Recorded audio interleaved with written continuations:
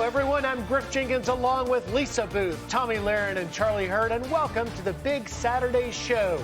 The big story tonight, FEMA finally arriving in East Palestine, Ohio, more than 2 weeks after that toxic train derailment that is causing health problems in the community. Residents have been begging for help ever since. And just yesterday, a Biden administration official telling Fox News Digital FEMA doesn't respond to these types of disasters. The official saying, quote, what East Palestine needs is much more expansive than what FEMA can provide. FEMA is on the front lines when there is a hurricane or tornado. This situation is different. Apparently, the federal agency reconsidered. Well, I guess they're finally showing up, but I think it's a little late. I'm glad they're coming, but, I think they should have been here long before this. They've told us, since there's a responsible party, this isn't FEMA's job. They're more of a natural disaster type agency. But our residents need help. It could be years before we know the true effects of this. The railroad company, Norfolk Southern, also showing up. The CEO met with East Palestine earlier. He told reporters he was there to, quote, support the community.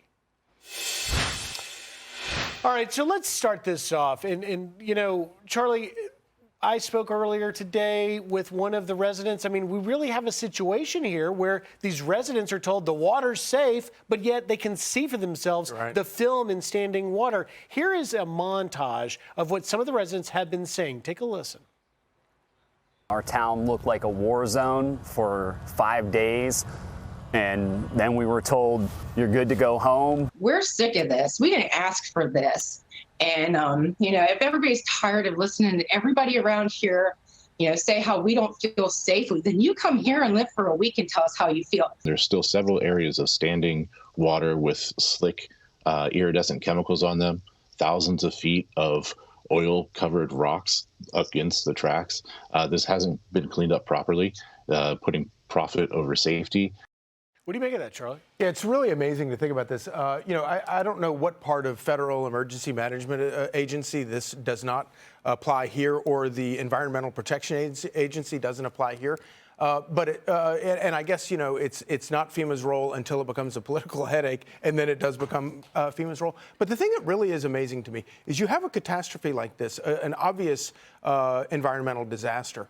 And, from the same people who, every time there's a hurricane, every time there's not hurricane, every time it rains, every time it's too hot, every time it's too cold, they talk about the environment, and they talk about how we need to address this in some federal way. And then you have something that is so obviously an environmental catastrophe, and it's crickets. It's like they and it really does sort of make you realize that so much of this stuff is politically motivated, and if it's not something that they can exploit for their own political advantage, they don't care.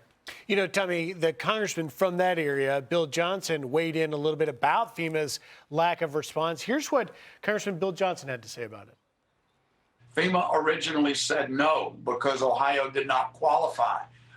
And so the governor, when the governor was told no, I led a delegation letter that said, wait a minute, if this is not a disaster, then you tell me what is. Republicans and Democrats here in Ohio said, FEMA, you need to get engaged. You need to come here and see for yourself. And so they're coming today. Tomi? It's also worth noting that when Donald J. Trump announced that he would visit the area, then quickly FEMA decided maybe they should step in. So you're exactly right, Charlie. This does feel very politically motivated. And beyond that, I can't help but think about this term that we've discussed over the last several years, made famous by Donald Trump, the forgotten Americans, because it feels like these people in this area, a more lower class, middle class, white area of Ohio, these are the quintessential forgotten Americans that are just glossed over. And now they've essentially been nuked, and nobody seems to care. They get coverage, of course, independent journalists. You've got journalists on the ground trying to cover it, but largely ignored by the federal government that would and should be sweeping in to help these people. They've got drinking water concerns. You're exactly right about the environmental concerns. I don't see Greta Thunberg there. I don't see Al Gore. I don't see John Kerry. We have a real situation with real people being affected by this, and they don't want, their grandchildren to have feet growing out of their ears, and I think that's a very legitimate concern. Well, that's a great point. And not even just the down the road catastrophe and problems, which is so much of the concern for it based on past incidents like this. But the one gentleman I talked to, Lisa, Ben Gardner, he said that he literally had taken some local news cameras down to get near the track and he was vomiting by the end of the day. So is this, to Tommy's point, a little bit of the case of, exhibit A of why the American people in communities like this have lost faith and confidence in our government and in the fundamental role they should be providing? Yeah, but you have the EPA administrator Michael Regan saying, trust the government. How could anyone trust the government? Would you trust the government with your life? Would you trust the government with your children's lives, the lives of your grandchildren at this point? No, especially not after how much they lied to us during COVID, lied to us about lockdowns, lied to us about vaccines. Oh, they're safe and effective. And then you have the former head of the EPA under George W. Bush, who recently apologized for telling the public that the air was safe to breathe after 9/11, saying the air was safe to breathe after Ground Zero. Well, what happened? Tens of thousands of illnesses resulted from that, people dying of cancer and a variety of other illnesses. So you have the people of East Palestine saying, you know what, I'm going to believe what I see with my own eyes. I'm going to trust common sense and my instinct, not the government. And how can you blame them? Yeah, and you know what's so maddening about this is you think of Democrats as being the party that says, oh no, the federal government is great, it's going to solve all your problems. It does. Well, this is really incompetent, and incompetence is not a real good way to sort of promote your argument that the federal government is the answer to all your problems. It's not, obviously. Just look here.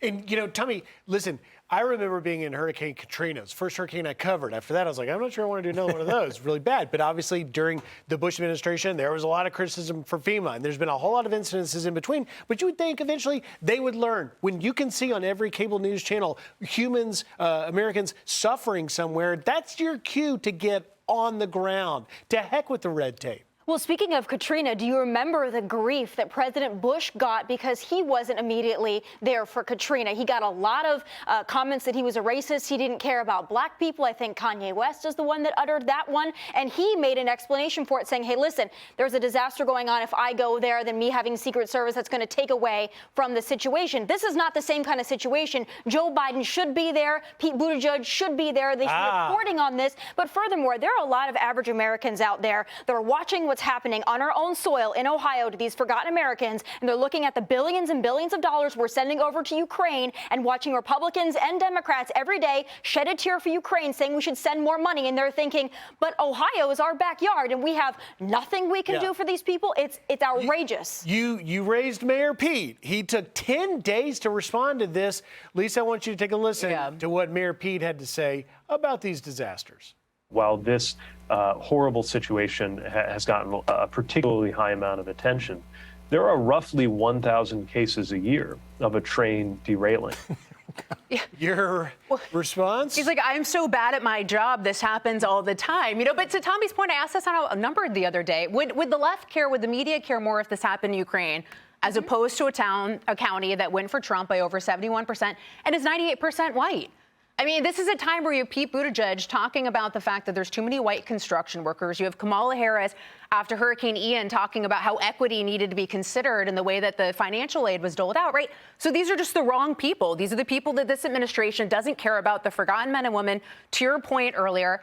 And it's sad because we should care. And I think the saddest thing about Pete this... Buttigieg should care. He's the head of the Department of Transportation. What happens when the media leaves? When the federal government stops paying attention? We have no idea what is going to be caused from this 10, 20 years down the road. And the fact that, we know that they're willing to politicize absolutely any sort of natural disaster. But then they take it even a step further and by making everything about race. And all that does is it obviously divides Americans. But for politicians, it's very effective in terms of pitting everyone against one another and getting them reelected.